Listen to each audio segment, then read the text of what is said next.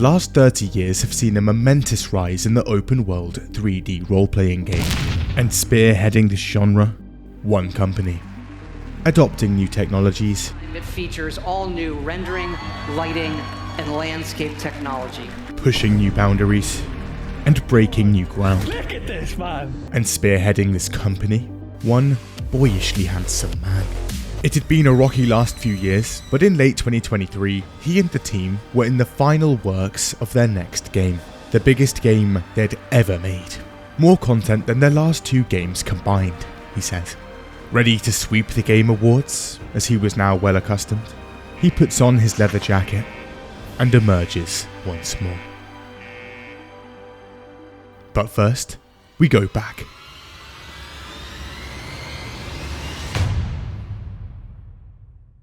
It's the 80s, and a man by the name of Christopher Weaver is a person. He'd been doing a few different things. Assistant directing for PBS and ABC, engineering work for MIT, Panavision and the military, and then some consultancy work on the side. However, sometime around 1985, one of his engineers fancies making an American football game, so Weaver dips his toe into game development and starts work on an engine for it.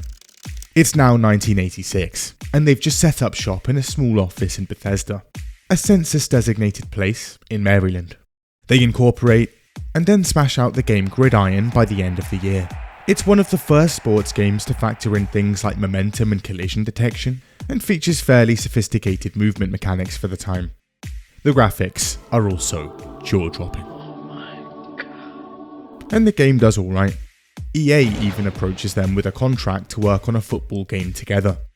However, this ends in a lawsuit, as it turns out the whole thing was allegedly just a ploy to steal their engine code. Anyway, Weaver and the boys decide to apply the same technology to hockey games, and start pumping those out. It's now the 90s. Expansion. There's now around 20 people at Bethesda, and a lot more going on. So they make the move from Bethesda to a bigger office in Rockville. This place is actually a place. Also, turns out no one currently owns the Terminator license, so they jump on it and start pumping out Terminator games too. They also start publishing other developers' games. But first, boats. Nice. Relaxing. Pretty chill. Wait, what's that? My god. In World of Warships, things are different. Command a huge naval fleet and take part in massive battles. Pick from a vast selection of history's most iconic ships and commanders, painstakingly modelled from historical documents, to complete accuracy. Aircraft carriers, battleships, cruisers and destroyers. The options are plentiful. The gameplay? Dynamic. Different weather effects make each fight different, and the game features a steady flow of new missions, updates, content and events. Prefer PvE over PvP? Well, both players are catered to in 7 different battle types, and the game features over 40 maps and 20 ports. Also, a free new Headless Horseman ship skin and commander have just been added. World of Warships is also free to play. Sign up now through the link in the description, or use the code HEADLESS to get that, plus 7 days premium account time, 1.5 million credits, 500 doubloons, and a free ship after completing 15 battles. It's around 1992 that one of Bethesda's hockey games ends up in the hands of a boy. Now at this point, Todd Howard is young, unassuming. He'd been studying finance in college, but his real passion was PC gaming. You'd often find him beelining from classes to the school computers to install and play games. And he's a big fan of the chess club. But right now, he really likes this hockey game, and turns out, the developer isn't actually that far away. In fact, they were literally on the way back from his college. So in 1993, he knocks on the door and asks for a job. They tell him no. Finish school first. He graduates and asks again. Sorry kiddo, don't have anything. So Todd gets a job at a different game developer nearby. This job allows him to go to electronics conventions like CES, where developers could show off their new stuff. This is at a point where games are still kind of seen as a joke, and the gaming section is literally tossed at the back. You had to walk past hordes of porn vendors to even get there. But anyway, Todd would use these conventions to track down Bethesda's stores and continue confessing his love. After around a year and a half of this, in 1994, they finally have an opening, and Todd Howard is in. Now at this point, Bethesda had released a good few hockey and Terminator games, and things were getting a bit stale. So they'd decided to branch out, and right around the time Todd had joined, they're putting the finishing touches on something completely different.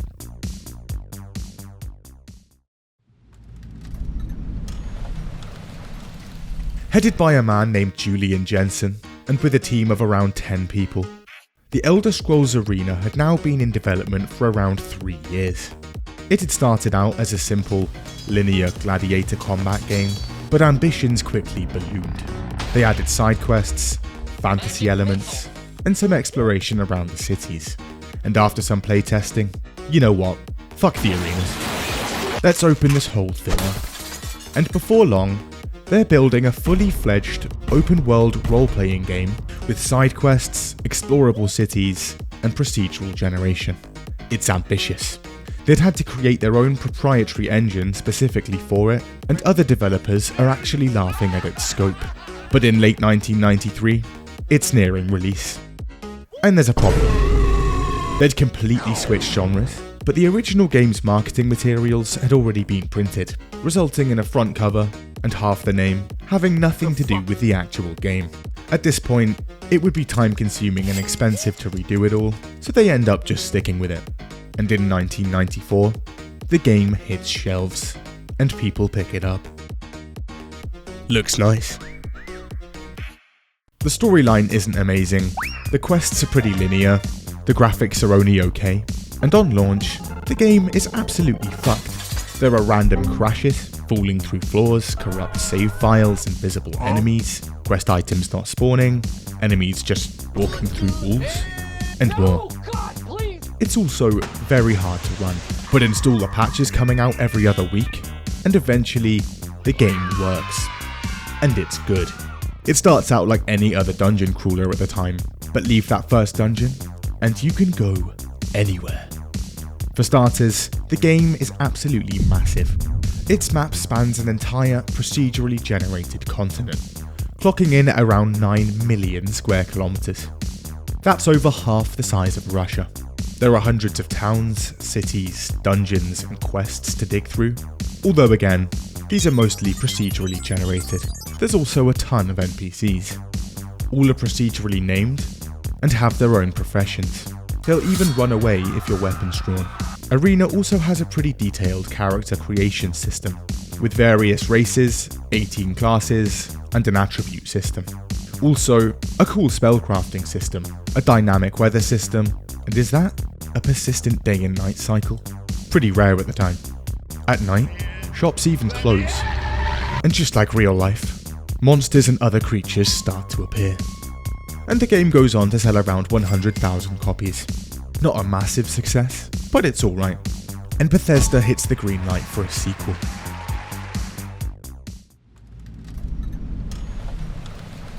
It's now the mid-90s. There are about 40 people at Bethesda, and Todd is handed his first major job. Producer and designer on their next Terminator game, Future Shock, with a team of about 8 people.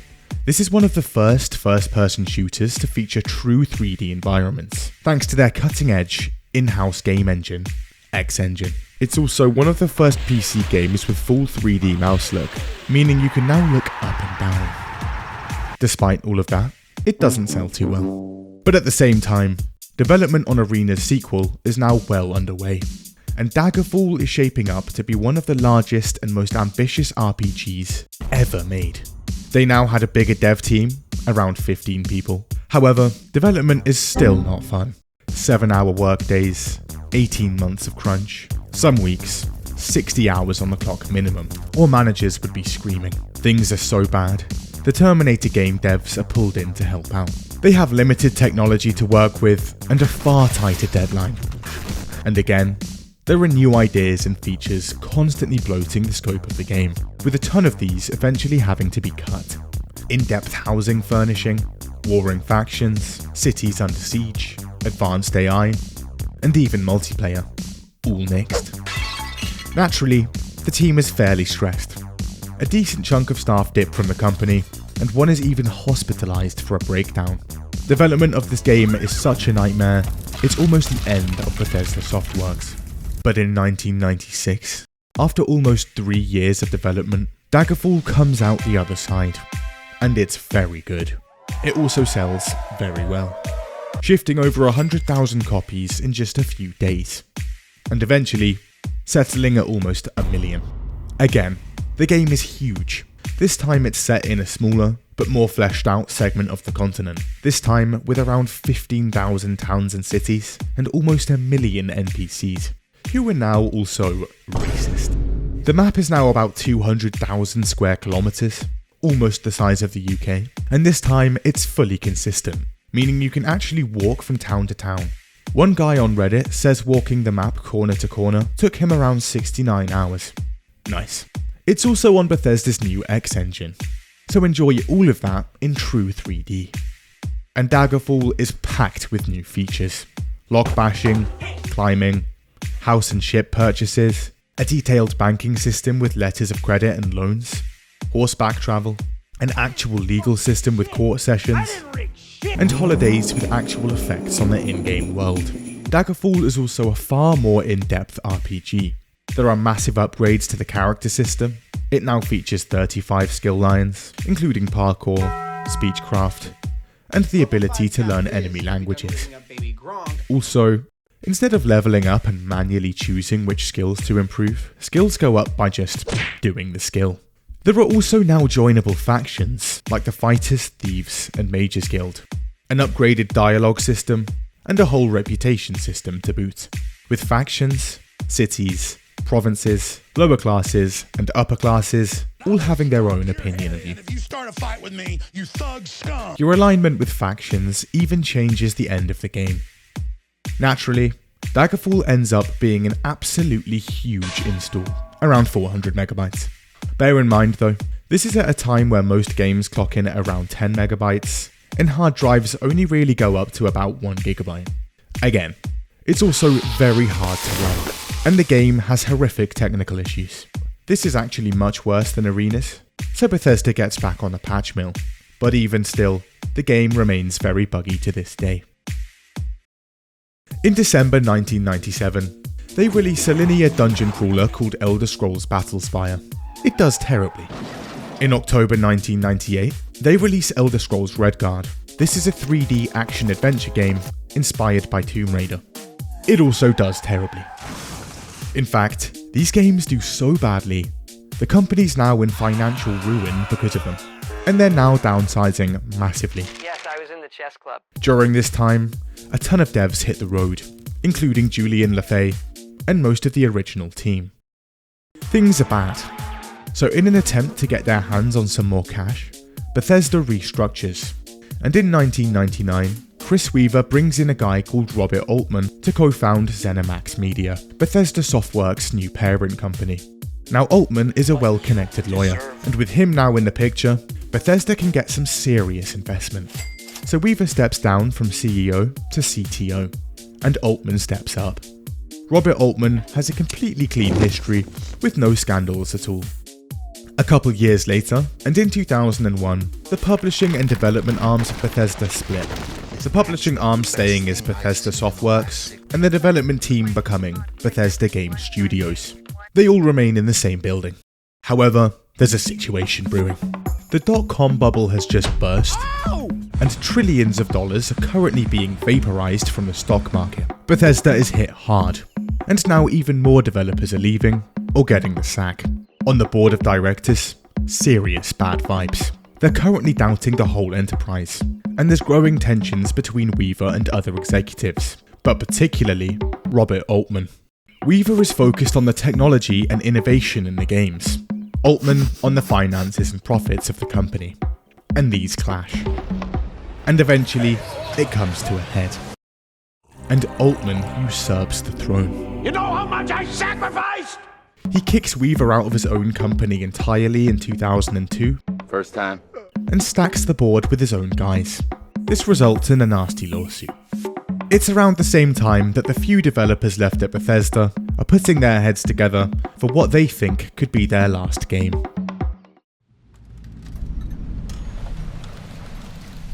When work on Morrowind began, things didn't look great. After a big wave of layoffs, there are about 30 people left at the company. This includes a development team of just 7 people.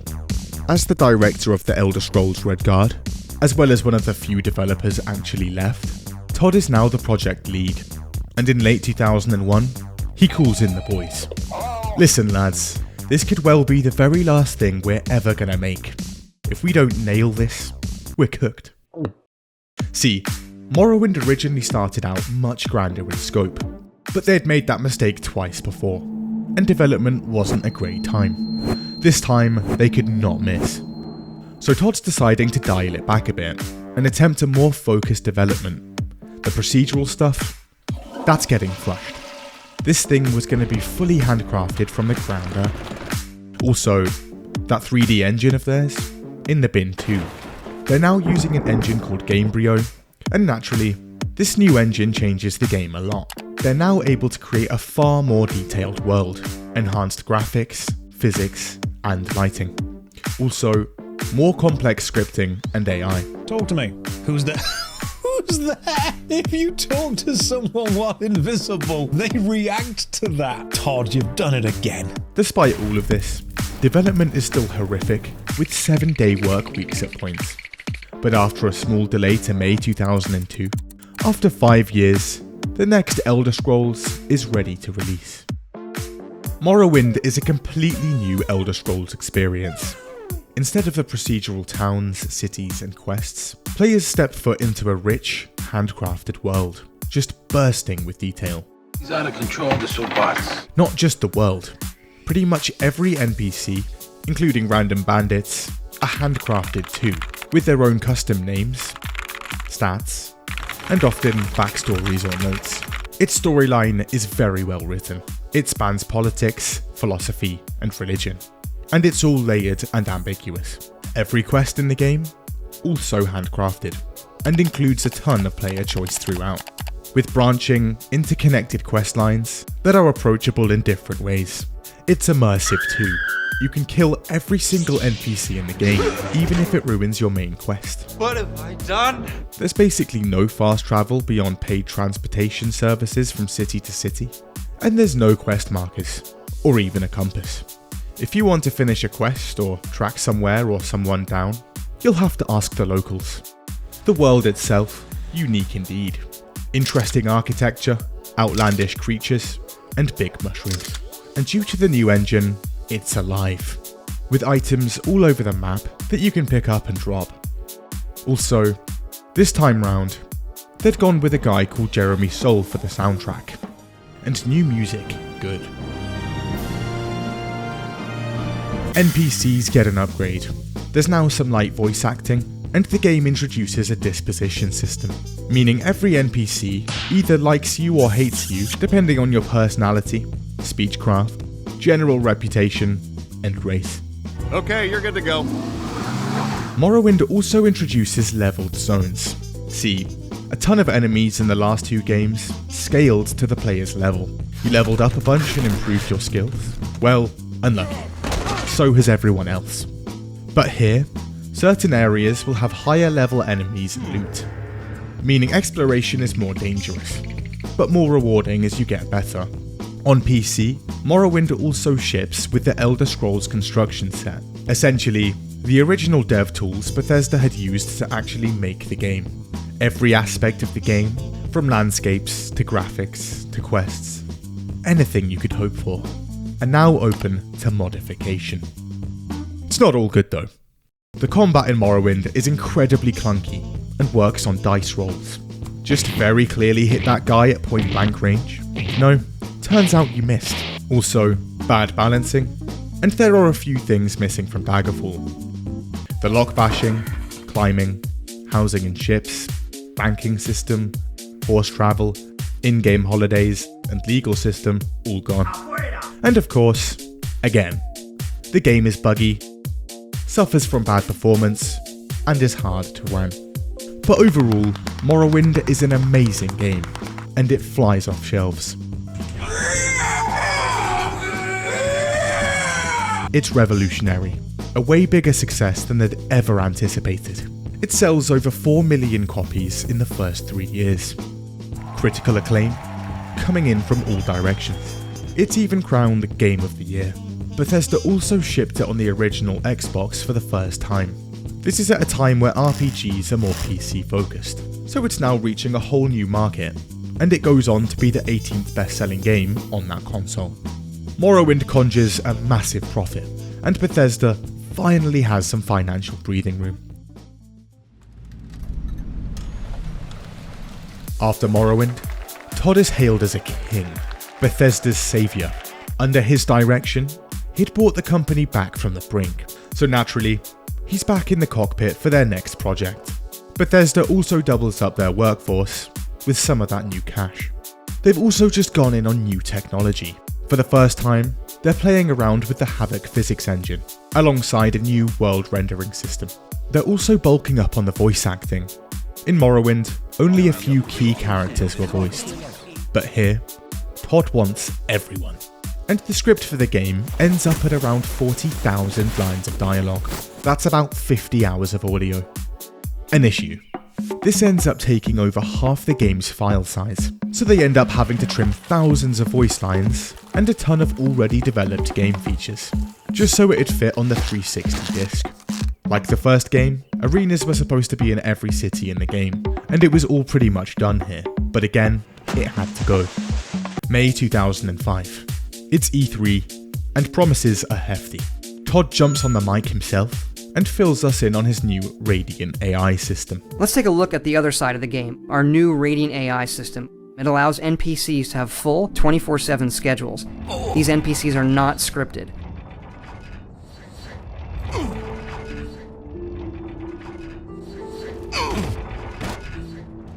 In the demo, he even shows off a bit of his own voice acting. What? That really pisses me off. Oh no! What do we do? I'm so scared! Anyway, 4 years in the oven, and on the 20th of March 2006, Elder Scrolls Oblivion is finally ready. And again, it's good. The combat is far better. For starters, you can now actually hit things. And when you do, the new Havoc physics engine makes for incredibly realistic, true-to-life ragdolls. Also, if you can see something, chances are you can now pick it up and swing it round. The graphics are also much better, just don't look at the NPCs. The new rendering system allows for huge load distances, meaning none of that thick fog that was literally everywhere in Morrowind. And the world is populated with luscious, thick shrubbery, thanks to a new technology called Speed Tree. Also, again, enjoy all of this with another amazing soundtrack from Jeremy Soule. While the main quest is incredibly repetitive, the side quests and faction quest lines in Oblivion, sublime. They're really well written and very fun. In fact, they're generally considered to be the best in the series. The Dark Brotherhood questline is especially popular. And of course, all NPCs are now voiced. Not bad. Good to hear. Goodbye.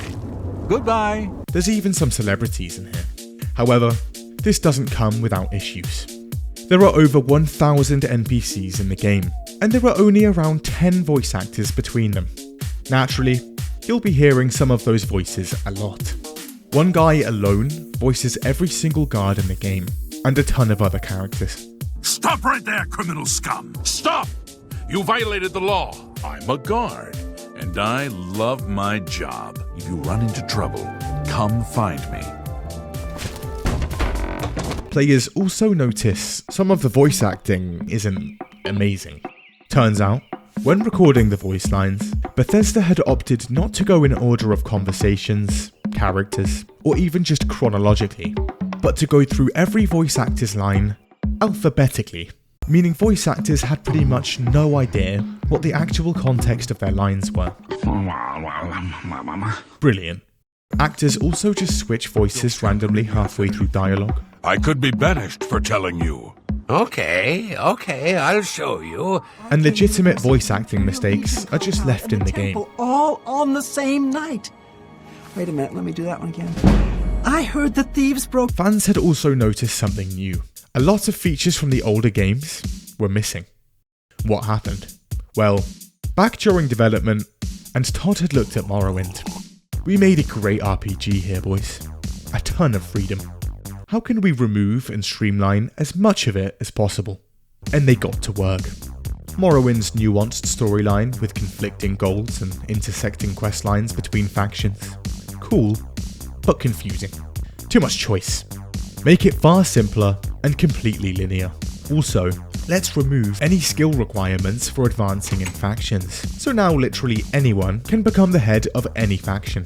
You're playing a bare-knuckle barbarian who's never used a spell in his life? Excellent choice for the head of the Mages Guild. It was pretty cool how we let the player kill anyone in Morrowind, but too much room for error. Remove that feature and make a ton of NPCs invincible. Morrowind's quests were pretty good, but there's way too much thinking involved. Let's slap a compass on the bottom of the screen with a constant quest marker on top, so players can mindlessly follow it around for the entire game, with no option to turn it off. Scaled leveling. Let's bring it back. It's rewind time. Let's also bring back generic, procedural enemy spawns.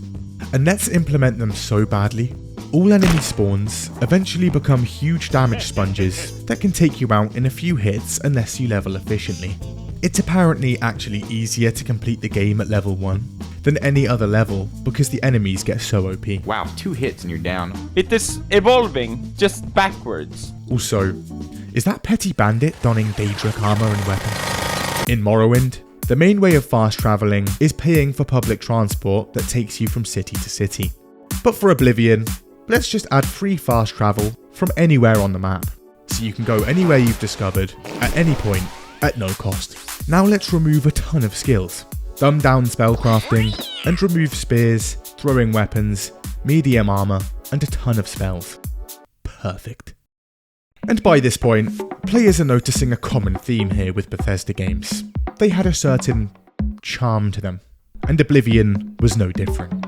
Despite Bethesda releasing a number of patches, a ton of bugs are still present, so modders just end up creating their own patch for the game, fixing bugs that Bethesda never did. The jank was expected, but players had noticed something new with Oblivion. There were some inconsistencies between what Todd had promised, These NPCs are not scripted, and what players had actually purchased. See, at E3, Todd had made some pretty big claims about their new Radiant AI. This new AI would include full schedules for every single NPC in the game, and incredibly complex AI scripting, true NPC intelligence. Guards now patrol the cities, and react to in-game events and your reputation. Regular NPCs even follow daily routines, and eat, sleep, farm, work, and socialize at specific times and in specific areas, that now also have conversations not just with the player, but with each other.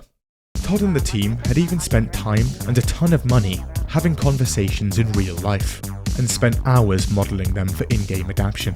They come out incredibly lifelike. A vampire hunter named Raymil Draelus made his way into town, snuck into his house and killed him. Good day. Good to see you. I don't know you, and I don't care to know you. I don't know you, and I don't care to know you. I don't know you, and I don't care to know you. What's this about? I don't know you, and I don't care. But turns out, on release, the NPCs weren't quite as intelligent as Todd had let on. Nilos, hello!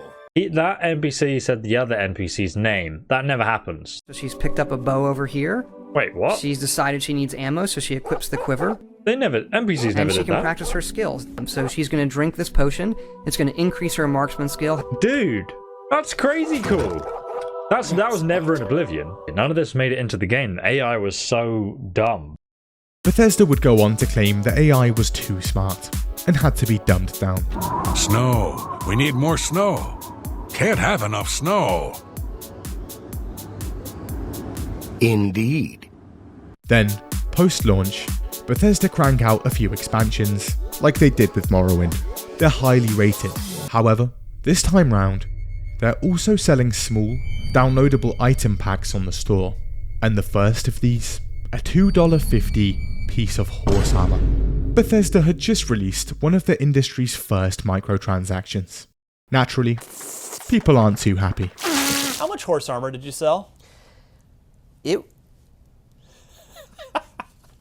People will buy anything. But regardless, despite the complaints here and there, Todd's direction works wonders again. The game goes mainstream and does very well, selling over 2 million copies within the first few weeks, and becoming one of the fastest selling 360 titles at the time. Also, Game of the Year again. Nice one, boys.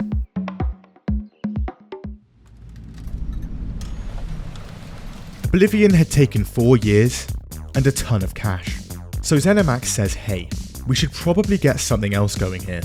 And Todd and the boys make a list. They go through various genres, but eventually, one rises to the top: nuclear post-apocalypse. What Todd really wants to do is a Fallout, but getting the rights to that IP, highly unlikely. So they work on concepts for a new IP they were calling Apocalypse Road. However, at Interplay, Fallout's current rights holders and finances aren't looking great. It's so bad that even been in talks to sell the series back to its original creators. Well, turns out someone at Bethesda knows someone at Interplay, and they'd managed to sneak in a bit themselves. And Todd and the boys managed to snag the whole franchise for around $6 million. Not bad. And with a dev team now of around 75 people, they get to work. This time round, Todd has a bit of a task ahead of him. They're working with the same Gamebryo engine from Oblivion, meaning they now have to turn the bones of a hack-and-slash fantasy game into a dense, urban, post-apocalyptic shooter. They're building gun combat from scratch here, and on one of the jankiest engines out there.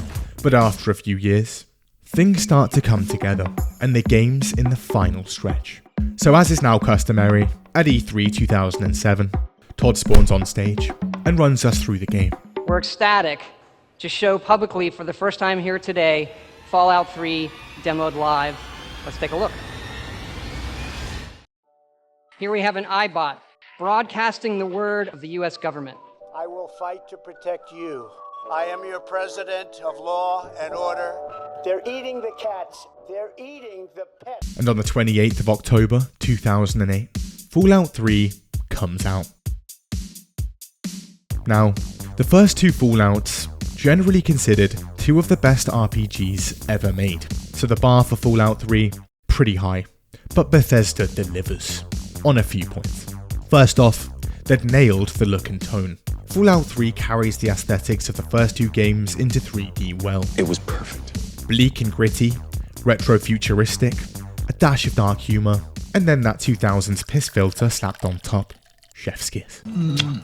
The soundtrack, this time by new composer Inon Zur, a smash hit again.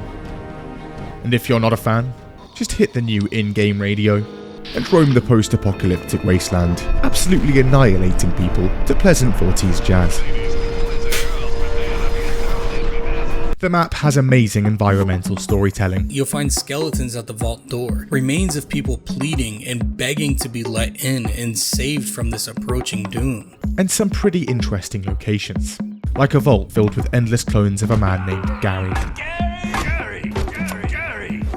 And the Republic of Dave. I am Dave, President of the Republic of Dave. You will address me as Mr. President, or I will have you executed. There's also slavery. Mister, can you get us out of here? Thanks for nothing, ass. Ghoul racism. You know anything about the tower? Oh, really? You goddamn bigot. Genocide. And political undertones. The gameplay, not amazing. It's the biggest piece of dog shit. Janky, floaty movement, combined with awkward gunplay, can make for some horrific shootouts. So Bethesda adapts the VAT system from the first two games, meaning you can now pause the game, lock onto specific body parts, and blow people to pieces in cinematic slow motion. And the people love it. That's the good. Other aspects of Fallout 3, wild misses.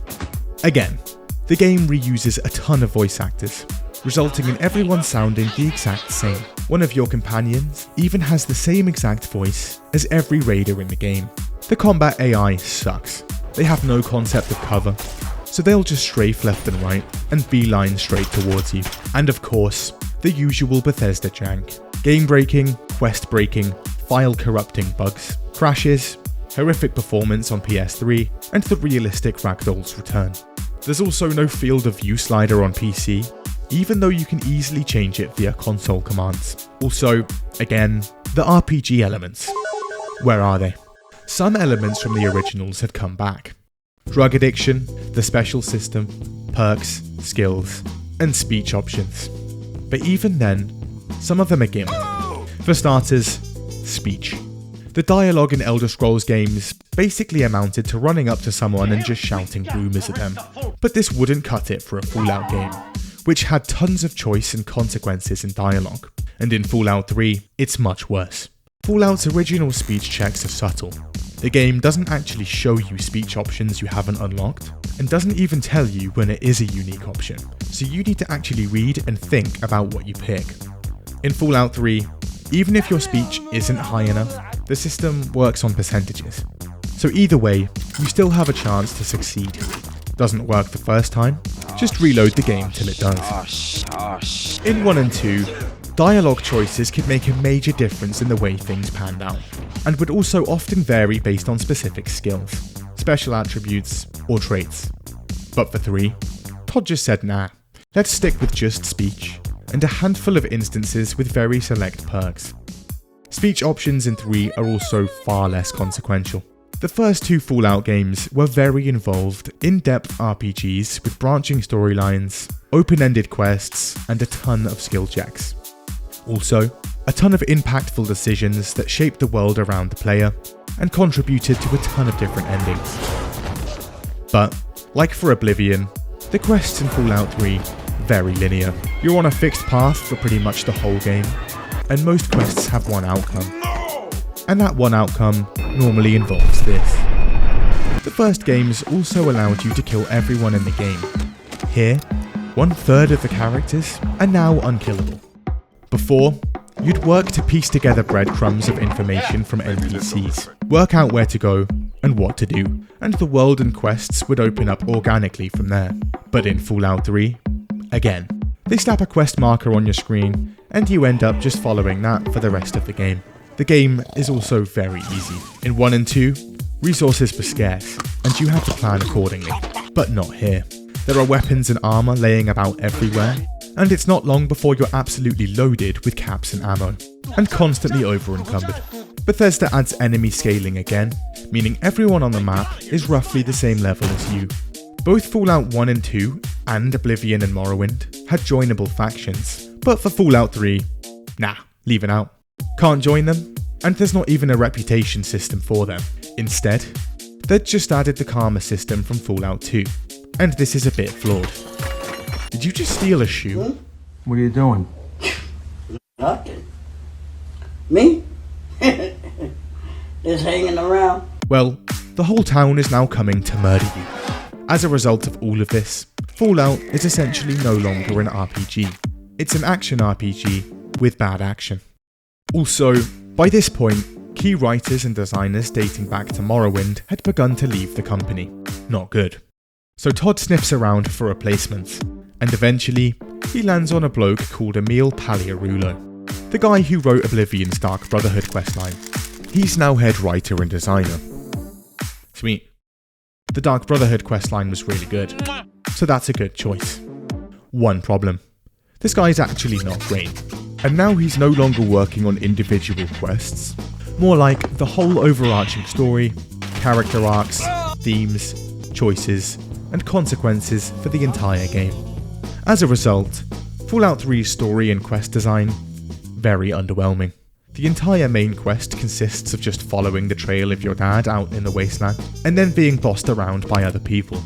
It's completely linear, with only a couple of choices determined by a single press of a button right at the end. There aren't no choices in the game. See, Emil actually has a very big, overarching question. Do you want to be extremely good, or cartoonishly bad? Because those are your only choices. In 1 and 2, choices are generally nuanced. There are pros and cons to each option. But here, no. Here, you can absolutely annihilate this entire town with a nuke for basically no reason, or not do that. A very real moral dilemma. The characters are bland, and the writing is generally pretty terrible. Ghouls living here? You're serious? This is some dialogue from what's supposed to be the dramatic climax of the game. Do whatever you want. There's no need for more violence. Then you will immediately hand over all materials related to this project. Run. Run! What is he doing in there? Also, end up nuking that whole town, killing everyone there for absolutely no reason. This is your dad's response. Honestly, I have a hard time believing you. I raised you to be better than that. Better than the wastes. We'll talk more about this later. At the end of the game, the story's supposed to culminate in the player sacrificing themselves in a chamber of radiation to save the wasteland. Hold on, I have a radiation-resistant super mutant right next to me. He can go in, save everyone, and then no one has to die. I'm sorry, my companion, but no. People complain, and writers eventually give in, spitefully adding this ending in with a paid DLC. And so it was that the lone wanderer ventured forth from Vault 101, but the child refused to follow the father's selfless example. The DLC also revives the player, making the whole point of the end of the game redundant. Also, fun fact about this DLC, the intro features a moving train sequence. But because the Gamebryo engine is so crusty, encoding in a moving train would have taken a while. The train is actually a piece of armor the player equips right before the cutscene. Anyway, the original Fallout games had a ton of different endings based on your actions. Here, Todd Howard had claimed an insane 200 endings for the game. Everything gets a bit big, so as of last week, we're over 200 endings. That is not an exaggeration. Fallout 3 had 2 endings. Regardless, the game does amazingly. First week sales of around 5 million. $300 million generated instantly. You've got mail. And despite the consistent dumbing down and streamlining of their games, Todd does it again. It wins Best RPG at the Game Awards, and a ton of Game of the Year awards at other places. Todd Howard is now 3 for 3.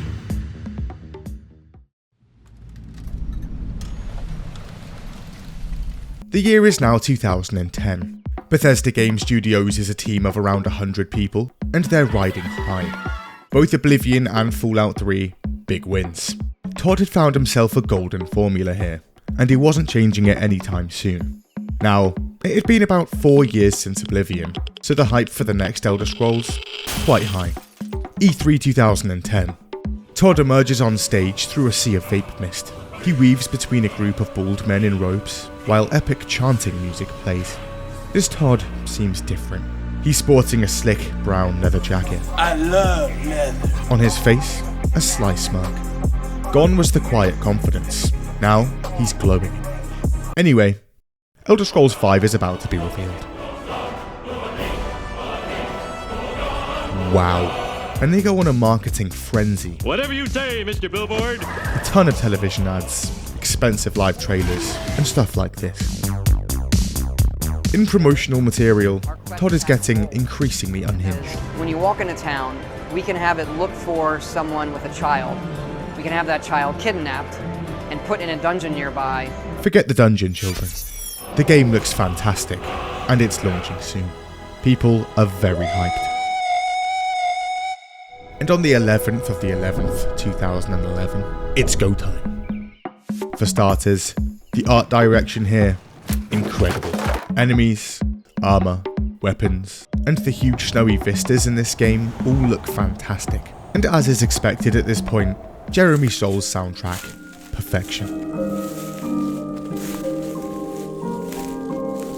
They even wrote a whole language for the game, and the main theme is written in both that and English, with identical meanings and rhymes in both. Factions are back, and this time you can actually join them again. There's also a massive civil war going on, and you can only pick one side. Choice. And there's genuinely compelling arguments on both sides. Nuance. What was going on? However, this is just a side quest, and as a result, not a massive amount of time and effort went into it. It's generally considered a bit rushed and lacking in depth. Also, first on Todd's agenda with this game, the engine. At this point, Gamebryo had gotten a bit of a subpar reputation, quite outdated, with notable jank. Okay, let's actually bring this thing into the 21st century, boys. And they'd gotten to work on building and improving it. They slapped the name The Creation Engine on, and hoped for a clean slate. Despite the upgrades and rebranding, and this wasn't fooling anyone. The engine is still crusty, and as a result of its limitations, this is what a massive, countrywide civil war looks like in Skyrim. Also, the jank in ragdolls, still incredible. The map, not massive, but very dense, and a lot of fun to explore. The graphics, not as groundbreaking as Oblivion, but pretty decent. This time, the new engine allows dynamic lighting and shadows, better physics in ragdolls, and an improved animation system. And NPCs no longer look like melted cheese. Gameplay-wise, enemy scaling is still here, but much better. This time, it has minimum and maximum levels depending on location, so nothing is too hard or too easy. Better combat with smoother animations, cinematic kill moves, and improved magic casting. Dual wielding, dragons, pretty cool. And that awkward dialogue zoom from Oblivion, finally gone. One of the things you've solved is the old crap zoom into characters' faces when they start talking to you. Solved as in took it out. Yes. Yeah, solved. Some elements of the AI are also improved. The NPC's line of sight now comes directly out of their eyeballs, just like real life. This also means you can now pick up a bucket, slap it on someone's head, and blind them completely. Realism. They'll also now search for you if you're using stealth. However, the AI here, not amazing. Just launched a massive fireball and wiped out half a group of bandits from behind a tiny rock.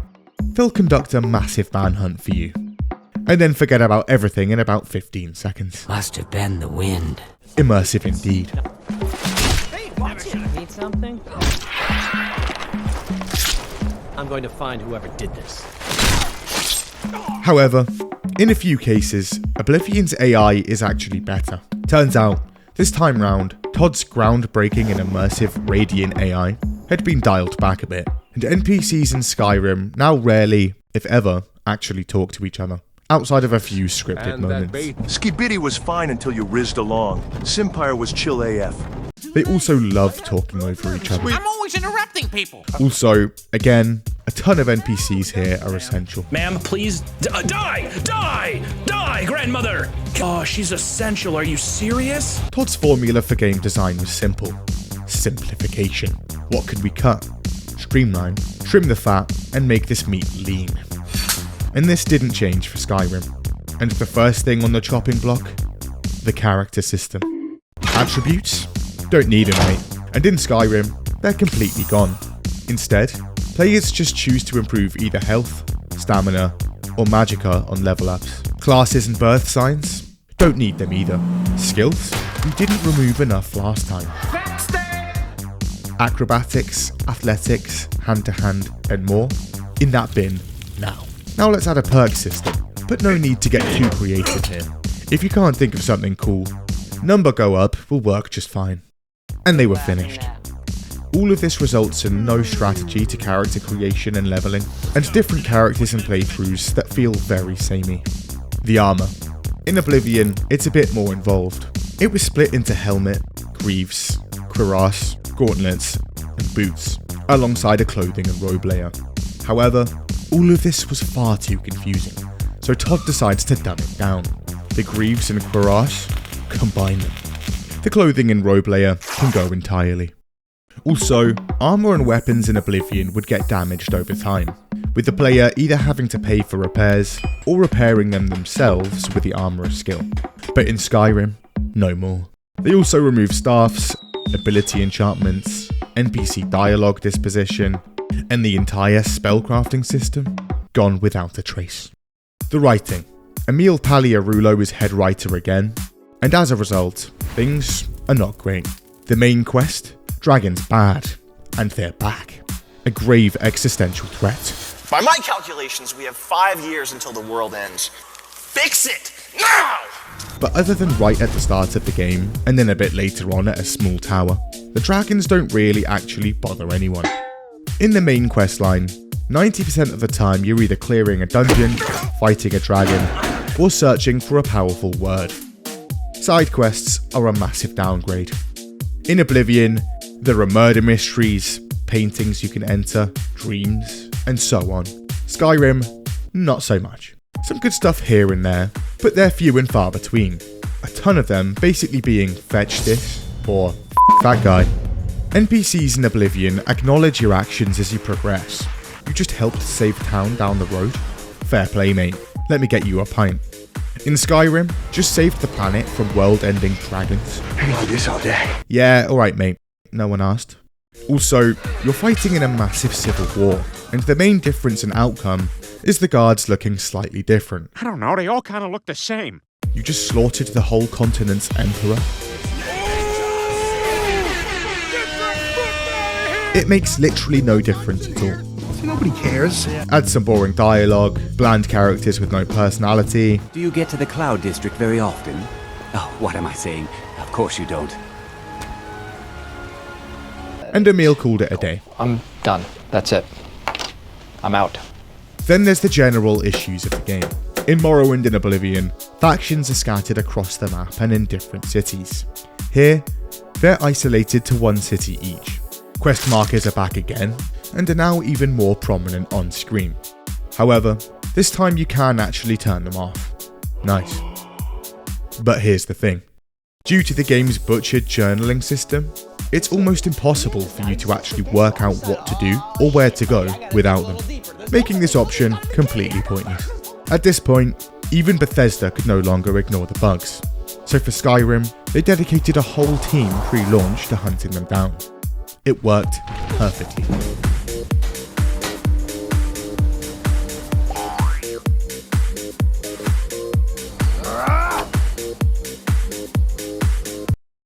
Skyrim came out in late 2011.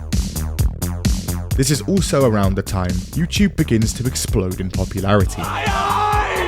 And now bug compilations are popping up, and that famous Bethesda charm is being broadcast worldwide. Some bugs more charming than others. But it's alright, Bethesda kick back and relax, because at this point, they know fans will patch the game for them, and modders churn out the unofficial patch within a few months. And for the third time in a row, some things Todd had claimed about his new game pre-launch, debatable. I don't deserve this kind of shabby treatment.